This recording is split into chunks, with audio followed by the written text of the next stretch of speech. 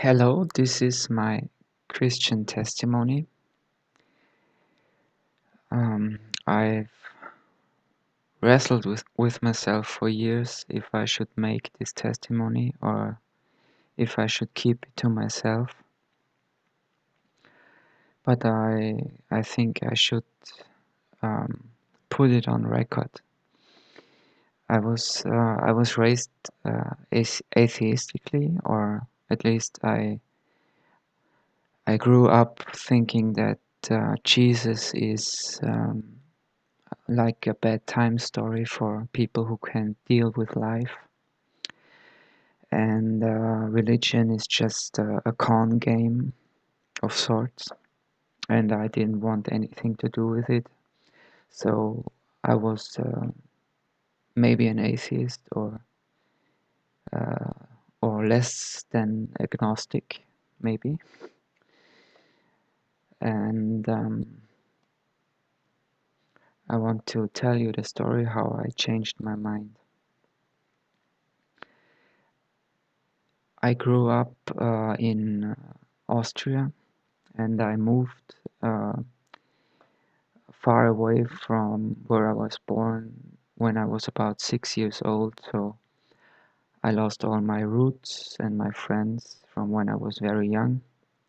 When I first got to school in in Styria, I didn't understand a word, and I got uh, into some, let's say, bad circles, and I experimented with drugs, and I experimented with opiates, and I got myself addicted to opiates when I was very young, long before I was 18. Um, I was drafted when I was 18. That was the last time that I was able to wean myself of of that stuff. But it wasn't long when I got back from the military that I got addicted again, and shortly after, I got it prescribed from doctors, which is called substitution in Germany and Austria, where I live, and it's it should be a reduction method, but in fact, it's just everybody stays on that stuff forever, and it's that's I mean that's basically hell on earth because you have to fulfill so many things just to get your medication, and it ruins everything. It ruins your family life, it ruins the trust between you and other people, it ruins your prospects for the future. And I went through that hell from since I was about 20 or 21. Um, then I lost all my friends, I lost my girlfriend, I lost all my money, I lost my car, I lost my driver's license. I basically lost everything except I I even lost my health to a great degree, which I hope I'm building up back up now. And it was basically hell for me, and for my parents, of course, for at least 10 years.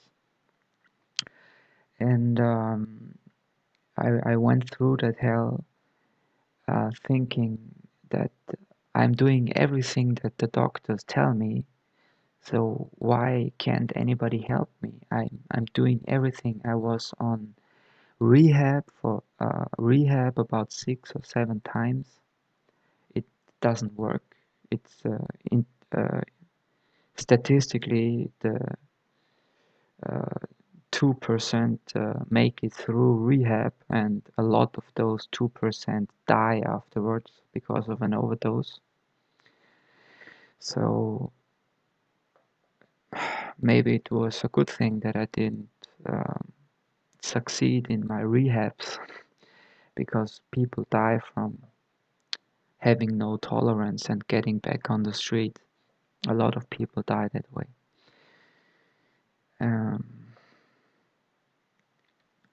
After some time, I had to conclude that medicine could not help me anymore, or could not help me at all, because all they do is prescribe more medications. And if you have a belly ache, you get another medication. And if you have a headache again, on top of that, you get another 2 medications. And so on and so on. So I had to, but I had to make up my mind, and I made up my mind that it's not possible that there is a problem that cannot be solved, because there are people who were addicted and are not addicted. So there are people who can overcome addiction. So I had to really think about how to do that, because going to the doctor is not the answer. It's counterproductive, basically, because they are poisoning you with all their medications, and all the information the doctor has comes from the pharma industry. So they prescribe whatever you want. Basically, you could often dictate to the doctor what you want to have prescribed, and he just wrote it on the block, and you get it. So after a long time in this cycle, for years and years and years and years in this cycle, I had to admit to myself that going to the doctor will not cure me. So I had to find another way. And like I said, I never had anything to do with religion. Religion was not even really taught in school. I mean, we had religion in school, but it was basically drawing pictures or something like that. So I knew nothing about that subject. And when I was 23, I disconnected my television and said to myself that I will invest all my spare time into researching addiction and how to fight it. And basically what I found for myself is that it is a spiritual problem. It is not just a material thing. If you wanna use Christian terminology, it's demonic. And preachers from the 80s and 70s, they still talked about demonic possession and things like that. So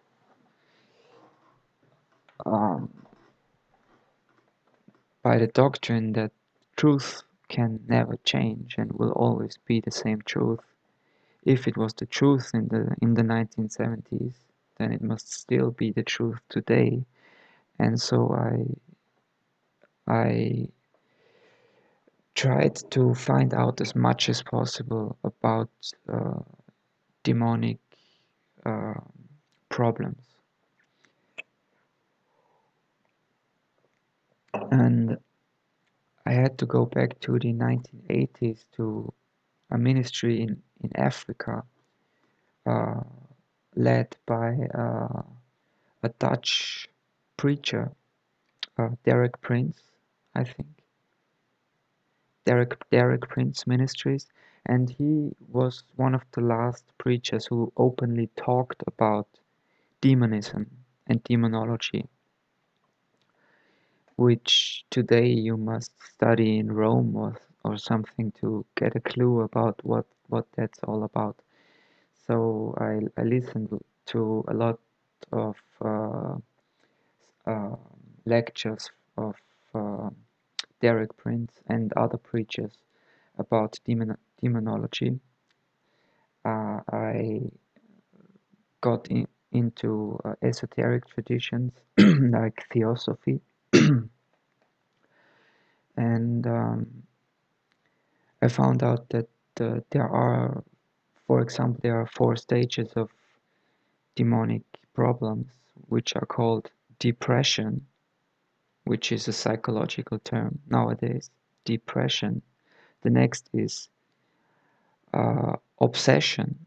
The next is oppression, and the next is possession. So these are the 4 stages of demonic influence in your life: depression, obsession, oppression, and possession. This was common knowledge until a few decades ago, but nowadays it's not talked about anymore. Most preachers are prosperity gospel preachers nowadays, and they just want to make money, and they will never talk about such things because they don't want people to know these things. So trying to heal a spiritual problem through modern medicine, materialistic, atomistic medicine, is not possible. And that's why most addicts die from their addiction. The only group that has a better success rate than 2%, plus minus 2%, is Alcoholics Anonymous, and they are a Christian institution. So the first step in Alcoholics Anonymous or Narcotics Anonymous is to accept that there is a higher power. So anyway, I engulfed myself in knowledge about these things, and I read a lot of books. I even read a lot about occultism, theosophy, and Hinduism, meditation, yoga, Kundalini, Kriya yoga, and things like that. And I came to the conclusion, because I meditated, I really got quite addicted to meditation. I meditated about 1.5 hours a day, like 2 times 45 minutes each, every day for 2 or 3 years. And in the beginning, it gave me a lot of insight and it gave me a lot of power, but it didn't help me with my addiction problems. So I had to move on to something else, but I didn't even think about looking into the Bible because it seemed so strange to me. But I had an experience that was on the 29th of November 2014, where I had an encounter with Jesus and an angel who was standing in my room, uh, materialized, and Jesus was like a fog enveloping me and speaking to me for 60 minutes. And the angel who was with him stood beneath me with his arms crossed and looking very sternly at me, like like I was about to die, and I felt like dying. That's why I began to pray the Our Father prayer, because I really thought I would die. I was logically, I was convinced I couldn't survive that because I had a very, very bad reaction to a medication in my body. And then I had this experience with Jesus, and he talked to me and talked to me and promised me that he will stay with me, and the conversation was about an hour long, and then I began to buy a Bible and read the Bible, and that is when all the demons in me began to rebel and to threaten me and intimidate me and even bargain with me to stop reading the Bible. They even bargained with me. They even threatened to kill people, not only myself, but other people, and so on. And this went on for 6 months, every night. So I tried to stay awake as long as possible and sleep in the daytime because I was so afraid to go to sleep at night because these demons were tearing me apart.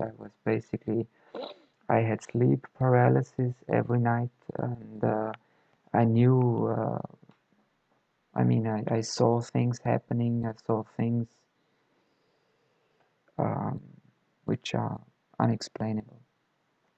And this went on for 6 months, maybe even to the day, for 6 months. And then on the last day, uh, basically a higher up demon, or whatever you want to call it, said to me, he had a book in his hands, a leather-bound book like this Bible, and he was non-threatening, so he didn't try to scare me like all the other demons did. He just read in the book and closed it in front of me and said, "You know that we will never let you go, don't you?" And then he snapped the book together, and I woke up and I was standing in my bed. And that was the last demonic dream that I ever had. That was 6 years ago. Since then, I think I didn't have one day without praying and reading the Bible. I even bought myself a King James Version Bible, and yeah. So that's my Christian testimony. Thank you, and God bless.